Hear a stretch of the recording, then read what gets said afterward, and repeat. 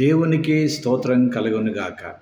క్రీస్తునందు ప్రియమైన యేసుతో ఏకాంత సమయం క్యూటీ క్వైట్ టైం కార్యక్రమ వీక్షకులందరికీ ప్రభువైన యేసుక్రీస్తు నామం పేరిట విజన్ క్యూటీ ఫెలోషిప్ తరపున ప్రత్యేక వందనాలు, శుభాలు తెలియజేస్తూ నేటి ధ్యాన కార్యక్రమానికి మిమ్మల్ని ప్రేమతో ఆహ్వానిస్తున్నాను. ప్రియులారా, నేటి ధ్యానం కొరకై ఏర్పాటు చేయబడిన పరిశుద్ధ లేఖన భాగము కీర్తన గ్రంథములో నుండి 106వ కీర్తన 32వ వచనము నుండి 48వ వచనం వరకు. ఈ లేఖన భాగాన్ని ప్రియులారా ఈరోజు మన ధ్యానం కొరకై ఏర్పాటు చేసుకున్నాం. సో ముందుగా వాక్య భాగమును చదివి ధ్యానంలోకి వెళదాం. ప్రియులారా, మరి ఆన్లైన్లో ఎక్కువ సమయం మనం కేటాయించలేకపోతున్నాం కనుక మీ నిమిత్తమై నేను 43 నుండి 48 చదివి వినిపిస్తాను. మీరు పూర్తి లేఖన భాగాన్ని చదివి ధ్యానం చేయవలసిందిగా ప్రభు పేరిట మీకు మనవి చేస్తూ ముందుగా వాక్య భాగమును చదివి ధ్యానంలోకి వెళదాం. అనేక పర్యాయములు ఆయన వారిని విడిపించెను, అయినను వారు తమ ఆలోచనను అనుసరించి తిరుగుబాటు చేయుచూ వచ్చిరి. తమ దోషము చేత హీనత చెందిరి. అయినను వారి రోదనము తనకు వినబడగా వారి కలిగిన శ్రమను ఆయనను చూచెను. వారిని తలంచుకొని ఆయన తన నిబంధనను జ్ఞాపకము చేసుకొనెను. తన కృపా బాహుల్యమును బట్టి వారిని కరుణించెను. వారిని చెరగొనిపోయిన వారందరికీ వారి ఎడల కనికరము పుట్టించెను. యెహోవా మా దేవా, మమ్మను రక్షింపుము. మేము నీ పరిశుద్ధ నామమును కృతజ్ఞతాస్తుతులు చెల్లించున్నట్లును నిన్ను స్తుతించుచు మేము అతిశయించున్నట్లును అన్ని జన్మలలో నుండి మమ్మను పోగు చేయుము. ఇశ్రాయేలీయుల దేవుడైన యెహోవా యుగములన్నిటను స్తుతి నొందునుగాక. ప్రజలందరూ ఆమెన్ అందురుగాక. యెహోవాను స్తుతించుడి. చదవబడిన లేఖన భాగమును దేవుడు నేటి మన ధ్యానం కొరకు దీవించి ఆస్వాదించునుగాక. ప్రియులారా, నేటి ధ్యాన భాగం చదివిన తర్వాత దీని కొరకు ఏర్పాటు చేసుకున్న అంశాన్ని ఆధారం చేసుకొని నేటి పాఠ్యభాగ సారాంశాన్ని జాగ్రత్తగా మనం గమనించినట్లయితే, ఇశ్రాయేలీయులు అరణ్యములో అనేక పర్యాయాలు దేవుని పట్ల అవిధేయత చూపించారు. అనేక సందర్భాలలో దేవుడు వారికి సహాయం చేస్తూ వచ్చినప్పటికీ వెంటనే ఆయన కార్యం వారు మర్చిపోయినట్లుగా లేఖనాల్లో గమనిస్తున్నాం ప్రియులారా. కాబట్టి ఆయన చేసిన వాగ్దానమును వారు వ్యతిరేకించి లేక ఆయన వాగ్దానం వ్యతిరేకంగా తిరుగుబాటు చేసిన ప్రజలు కనబడుతున్నారు ఈ లేఖన భాగంలో. కాబట్టి న్యాయాధిపతుల కాలంలో ఇశ్రాయేలీయులు నిరంతరం పాపం చేసినప్పుడు దేవుడు వారిని ఇతర అధికారులతో లేక ఇతర శక్తుల ఆధిపత్యంలోకి వారిని జీవించలేప చేసి వారిని జ్ఞాపకం చేసుకొని వారిని సరిచేయాలని ఆశించాడు. అయితే ప్రియులారా, దేవుడు తన నిబంధనను జ్ఞాపకం చేసుకున్నాడు కాబట్టి ఆయన వారి మొరను ఆలకించి వారు కోరిన ప్రతిసారి ప్రేమతో వారిని రక్షించినట్లుగా ఈ లేఖన భాగాల్లో మనం గమనిస్తున్నాం ప్రియులారా. కాబట్టి దేవుడికి వారు పెట్టినటువంటి మొర ఆయన విన్నాడు. ఆయన కృపతో వారిని జ్ఞాపకం చేసుకున్నాడు. కాబట్టి ఆయన కృప ఒక విధంగా వారి జీవితంలో పునరావృతమైనట్టుగా గమనిస్తూ ఉన్నాం. ఇశ్రాయేలీయులు బందీలుగా జీవించడానికి కారణం వారి పాపాలే అని కీర్తనకారుడు ఈ మాటలు జ్ఞాపకం చేస్తున్నాడు. అయితే అదే సమయంలో వారిని మరలా పునరుద్ధరించడానికి గల కారణము దేవుని మహాకృప అని ఈ వాక్య భాగంలో మనకు జ్ఞాపకం చేయబడుతుంది ప్రియులారా. కనుక ఈ భాగంలో నుండి దేవుడు ఎవరో మనం జాగ్రత్తగా గమనించినట్లయితే 44వ వచనము ఆధారంగా దేవుని ప్రేమ లేక ఆయన ఒడంబడిక ఇది ఆయన పైనే ఆధారపడినటువంటి కార్యం. కాబట్టి దేవుని ప్రేమ వాస్తవానికి ఆయన ఇచ్చిన మాట మీద లేక ఆయన ఒడంబడిక మీద ఆధారపడి ఉంటుంది ప్రియులారా.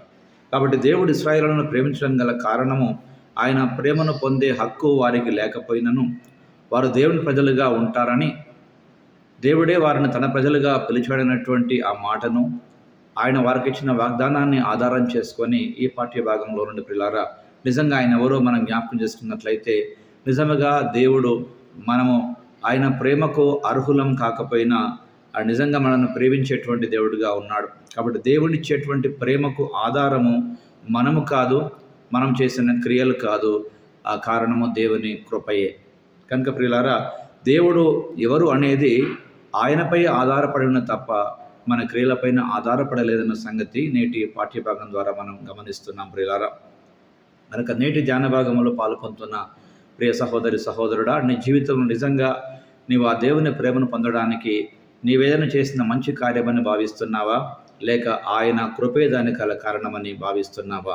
ఈ రోజున ప్రభు మనొకసారి తన వాక్యం ద్వారా మనతో మాట్లాడుతుండగా ఆయన నేర్పిన పాఠాన్ని జాగ్రత్తగా గమనిద్దాం. 48వ వచనము ఆధారంగా మనము దేవుని మహిమను వెతికినప్పుడు మనము కూడా మహిమోన్నతులం అవుతాము అనేటువంటి ఆలోచన జ్ఞాపకం చేసుకోవచ్చు.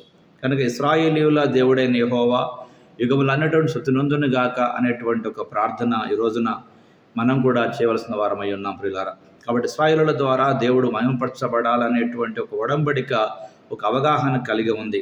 కనుక నేటి ధ్యాన భాగంలో పాల్పొందుతున్న ప్రియ సహోదరి సహోదరుడా, నిజముగా ఈ ఒడంబడికలో దేవుని మహిమపరచడానికి లేక ఆయనతో మనం జీవించేటువంటి ఆ జీవితము నిజమైనటువంటి మనకు మహిమాన్వితమైనటువంటి జీవిత మార్గంగా గమనిస్తున్నాం ప్రియులారా.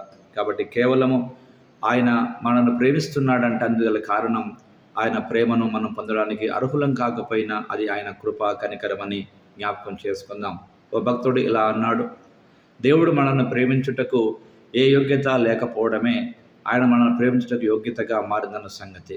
కనుక ప్రియులారా, నిజమే మనం ఏమై ఉన్నామో అన్న దానిపైన ఇది ఆధారపడి లేదు, కానీ ఆయన ఏమై ఉన్నాడో అన్నపైన ఆధారపడిన సంగతి జ్ఞాపకం చేసుకొని ఆ దేవునికి మనం ఎంతైనా స్తుతులు స్తోత్రాలు ఆరాధన చెల్లించవలసినటువంటి వారమై ఉన్నాం.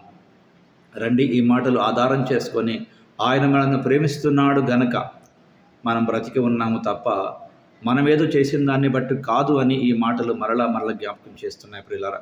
ఇశ్రాయేలీయులు అనేక సందర్భాలలో మాటి మాటికి దేవుడు చేసిన మేలును మర్చిపోయారు. కనుక ఈ 106వ కీర్తనలో అనేక పర్యాయాలు అయినను అనే మాట మనకు కనబడుతుంది ప్రియులారా. కాబట్టి ఇశ్రాయేలీయులు ఎన్నిసార్లు దేవుని కార్యాలు చూసినప్పటికీ వారు నమ్మలేకపోయారు, దేవుని పైన విశ్వాసం ఉంచలేకపోయారు.